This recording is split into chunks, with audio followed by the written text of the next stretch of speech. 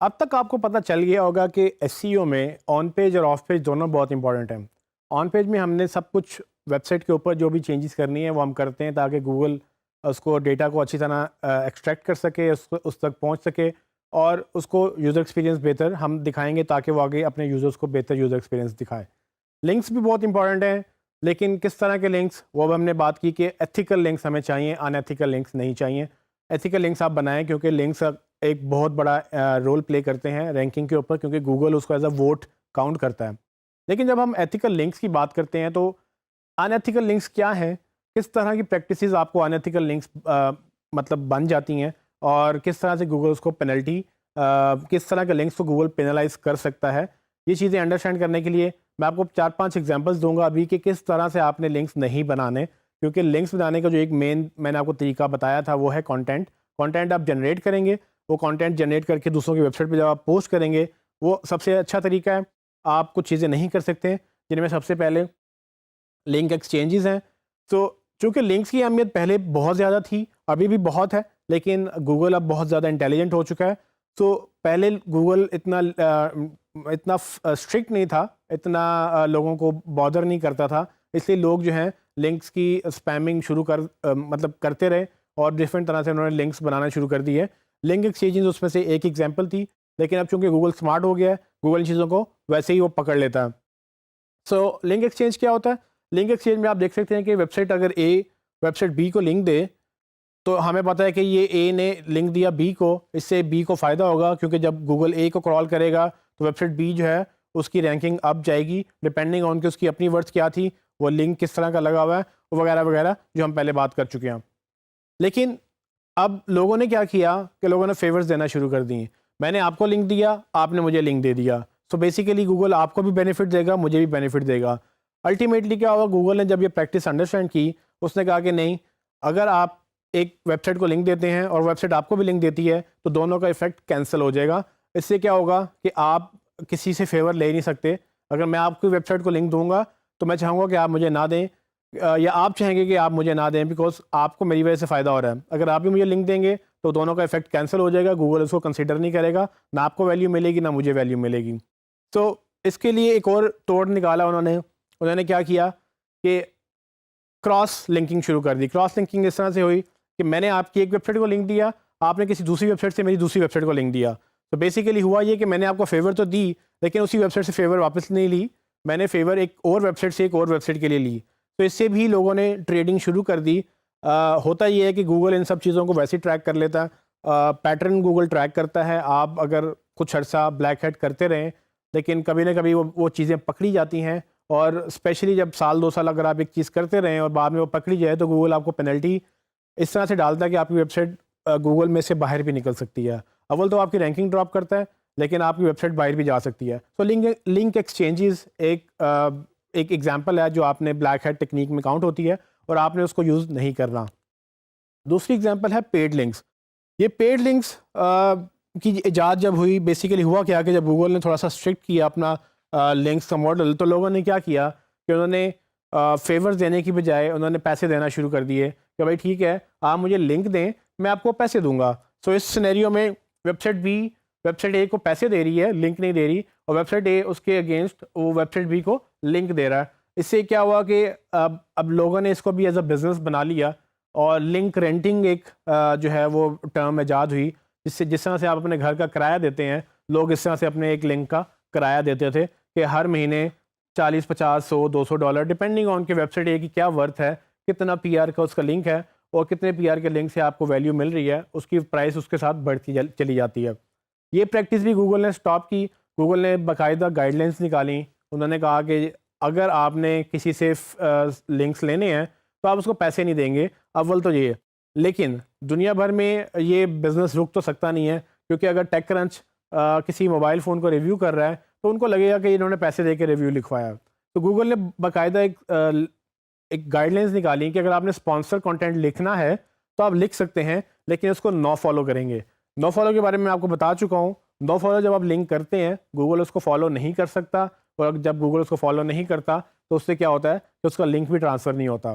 तो गूगल ने कहा कि आप बिज़नेस करें, आप बेसिकली अगर आपको ट्रैफिक चाहिए, कोई लोग आपको पैसे दे रहे हैं, आपकी वेबसाइट अच्छी है और कोई एडवर्टाइज़र आके कहता है कि जी मेरे इस प्रोडक्ट के बारे में लिखो और मैं आपको इतने पैसे दूंगा अगर आप इस प्रोडक्ट को रिव्यू करेंगे, तो वो एक बिज़नेस ठीक है, लेकिन अगर आप उसको लिंक भी दे देंगे तो वो आपके लिए नुकसानदेह साबित हो सकता है, क्योंकि गूगल की नज़र में वो एक पेड लिंक होगा। आपने बाकायदा मेंशन करना है कि ये कंटेंट स्पॉन्सर्ड है और आपने उस लिंक को नो फॉलो करना है। तो ये गाइडलाइंस अगर आप फॉलो नहीं करेंगे तो आप पेड लिंक्स की कैटेगरी में जाकर अपनी वेबसाइट ब्लॉक करवा लेंगे अगर आप इस तरह की प्रैक्टिस कंटिन्यू करेंगे।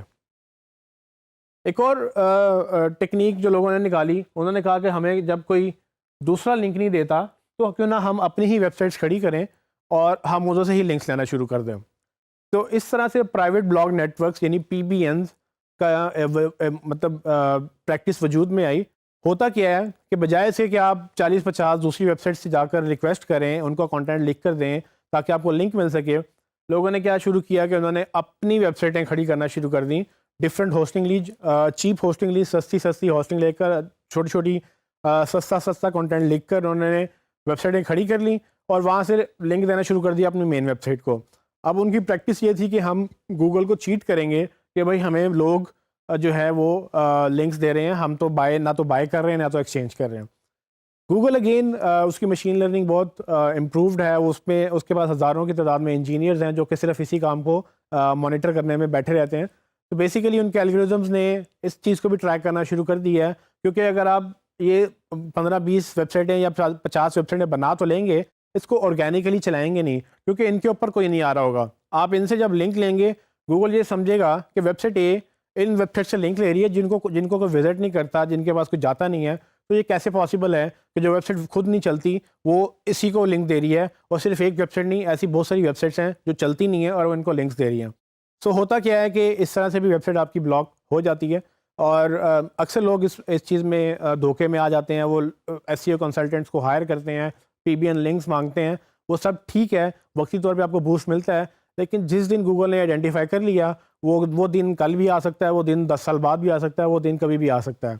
आपकी वेबसाइट अगर पकड़ी गई तो गूगल आपको पेनल्टी डाल देगा, और ये अगेन एक डेंजरस काम है और कोई भी एथिकल मार्केटर इसको रिकमेंड नहीं करता। तो आपने प्राइवेट ब्लॉग नेटवर्क्स से बचना है, ना खुद बनाने हैं ना किसी से बने हुए से लिंक लेना है। मेक श्योर करें कि अगर आप लिंक बिल्डिंग किसी से करवा रहे हैं तो कोई इस तरह की वेबसाइट पे जाकर लिंक्स जो है वो ना डाल रहे हों।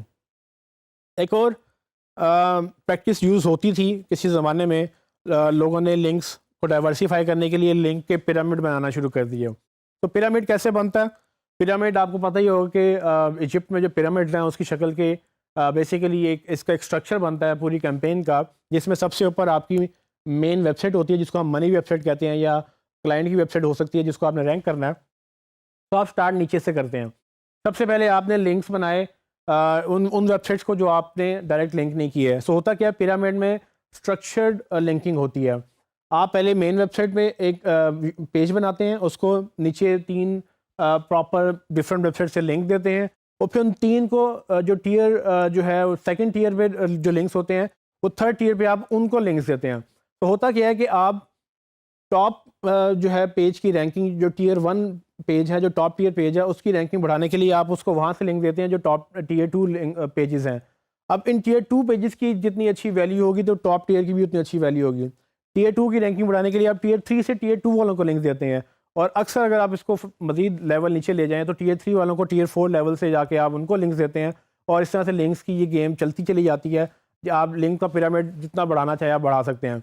जितना आप इसको कॉम्प्लेक्स करेंगे उतना मुश्किल हो जाएगा, लेकिन अगेन अंडरस्टैंड करने वाली बात यह है कि आप ह्यूमनली आप ये काम करेंगे तो आपको काफ़ी दिन, काफ़ी रिसोर्सेज और काफ़ी चीज़ें आपकी सर्फ हो जाएंगी, और गूगल को पकड़ने में उसके एल्गोरिथम ने अगर पैटर्न ट्रैक कर लिया तो आपको फ़ौरन वो पकड़ सकता है कि एक स्ट्रक्चर्ड तरीके से नीचे से ऊपर लिंक की वैल्यू ट्रांसफ़र हो रही है, ऊपर से ऊपर वैल्यू ट्रांसफ़र हो रही है, करते करते ऊपर वैल्यू ट्रांसफ़र हो रही है। तो ये हैबिट भी गूगल ने बंद कर दी। अगर आपकी वेबसाइट इस तरह की प्रैक्टिस में इन्वॉल्व हो गई तो गूगल यकीनन उसको पकड़ सकता है, और जो कि अगेन डेंजरस काम है। लिंक पिरामिड के साथ एक और लिंक्स की एक स्कीम निकली जिसको लिंक व्हील भी बोलते हैं।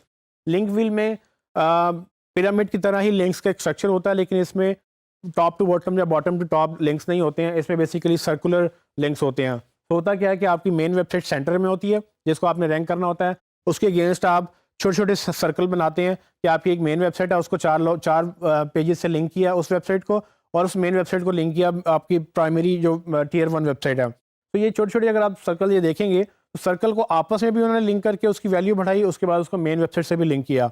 अब चूंकि इसको व्हील बोलते हैं तो ना सिर्फ वो मेन वेबसाइट से लिंक कर रहे हैं, वो सर्कल भी एक दूसरे से लिंक कर रहे हैं। तो प्रॉपर एक ये व्हील बनता है और इसको अगेन बनाने के लिए बहुत रिसोर्सेज और टाइम और दिमाग चाहिए।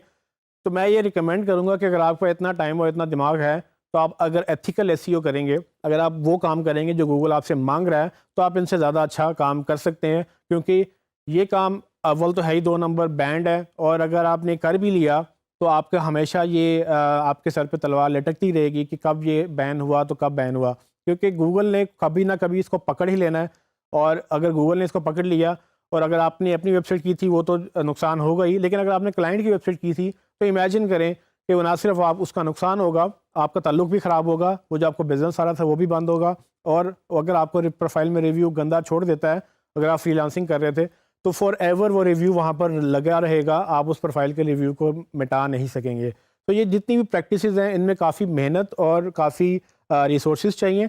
अगर आपको लगता है कि आपके पास इतना टाइम है तो मैं आपसे रिकमेंड करूंगा कि इन प्रैक्टिसेस से बच के एक नंबर एसईओ करें, प्रॉपर एसईओ करें। पूरा कोर्स मैंने आपको बताया है कि किस तरह से आप एथिकल एसईओ कर सकते हैं। अगर आप वो एसईओ करेंगे तो अल्टीमेटली इन चीज़ों पे आपको जाना नहीं पड़ेगा और आप खुद ही अपनी वेबसाइट को रैंक कर लेंगे।